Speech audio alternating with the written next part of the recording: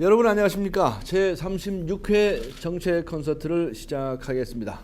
오늘은 봉사정부를 만들겠습니다 하는 주제로 말씀을 드리고자 합니다.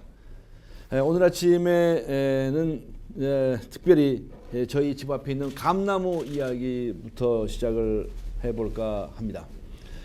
저희 이 월세집을 살고 있는 한옥 앞에 감나무 한 그루가 있습니다.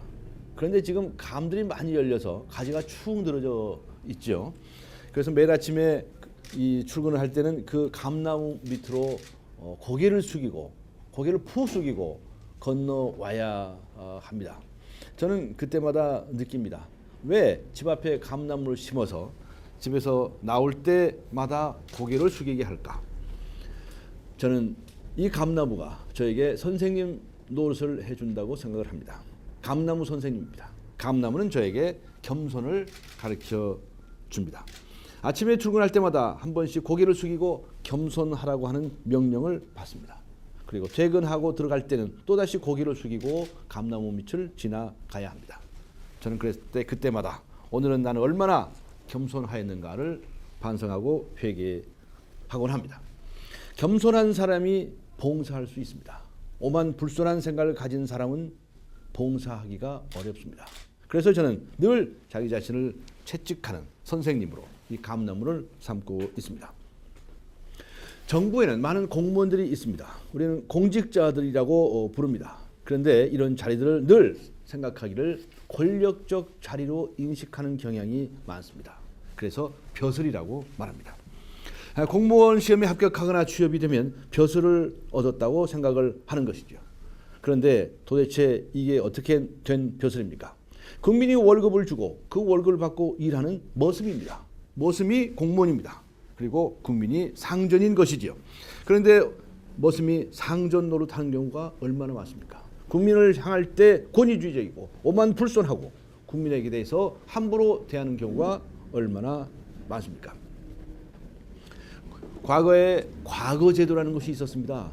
아주 어려운 시험에 합격하면 공직자로 채용을 하는 것이죠. 그래서 과거에 합격하면 출세한다고 이야기를 했습니다. 해방 이후에 사실은 일제 때부터 시작된 것이지만 우리나라에 고시제도가 있습니다. 이 고시제도에 의해서 합격을 하면 공무원이 되거나 판사나 검사가 됩니다. 그래서 고시 합격한 사람들은 동네 플래카드가 걸릴 정도로 우대를 하는 사회 풍조가 있었습니다. 자신들이 한 자리 차지했다고 생각합니다. 개천에서 용난다는 말이 있습니다. 마치 용이 된 것 같은 생각을 하는 것입니다. 이 사람들은 출세했다고 생각을 하는데 도대체 출세란 게 무엇입니까? 세상에 나온다는 이야기입니다. 사람이 세상에 맨 처음 나온 때는 어머니 뱃속에서 나온 때입니다. 그때 출세했으면 됐지. 또 무슨 출세가 필요합니까? 이런 출세주의적인 사고방식이 우리 인간들을 타락시킵니다. 이 고시제도 때문에 많은 머리 좋은 사람들이 공직자로 채용이 됩니다. 그런데 그들이 과연 얼마나 봉사적인 자세를 가지고 봉사적인 삶을 살 수 있는 사람인지에 대해서 전혀 별개의 문제입니다. 머리 좋은 사람들 많습니다. 그런데 머리 좋은 사람들만 뽑아놓으면 시험을 보아서 뽑아놓기만 하면 그 사람들 사고 치는 수도 훨씬 더 많습니다. 왜냐하면 머리가 좋기 때문입니다. 머리 좋은 것보다 더 중요한 것은 얼마나 봉사적인 삶을 살 수 있는 사람이고 또 겸손한 사람인가 하는 문제입니다. 그리고 공무원들이 한 번 되면 철밥통입니다. 한 번 공무원은 영원한 공무원이라고 할 정도로 신분 보장이 철저합니다. 그래서 잘못이 있든 없든 언제든지 신분을 보장받을 수 있는 곳이 공직사회입니다. 그 처분이 있다 하더라도 늘 솜방망이 처분이라고 하는 비난을 받고 있습니다. 잘못이 있다면 과감하게 퇴출시켜야 합니다. 그래서 저는 첫 번째로 시험 위주의 점수 위주의 고시제도를 전면적으로 개편하겠습니다. 시험 점수보다 더 중요한 것은 이 사람이 얼마나 겸손하고 봉사형 인물인가 하는 점입니다. 저는 봉사형 인물들을 발굴해서 국민들의 세금으로 월급을 주고 일을 하는 머슴으로 삼아야 한다고 생각합니다. 두 번째로 봉사적 공무원들을 우대하고 비봉사적인 공무원들은 가차없이 퇴출하는 제도를 강구하고자 합니다. 우선 공직자들이 봉사적인 삶에 있어서 솔선수범을 해야 합니다. 그래야 민간 부문에도 확대가 되고 나이 든 사람들이 솔선수범을 해야 젊은이들에게도 귀감이 될 것입니다.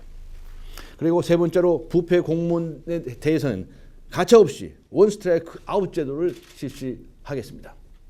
조그만 잘못에 대해서 그저 경미한 처벌들을 해왔기 때문에 공직자들이 정신을 못 차립니다. 그리고 각종 징계위원회도 솜방망이 처벌을 능사로 생각하고 있습니다.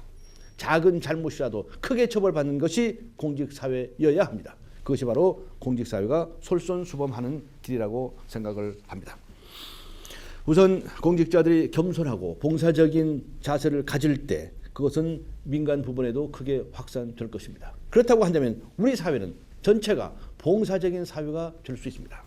그리고 국가가 봉사적인 국가가 됩니다. 만일 그렇다고 한다면 세계 어떤 국가보다도 모범적인 국가가 될 수 있고 존경받고 칭송받는 국가가 될 것입니다. 그렇게 하기 위해서 먼저 봉사적인 정부를 만들겠습니다. 오늘은 여기까지입니다. 감사합니다.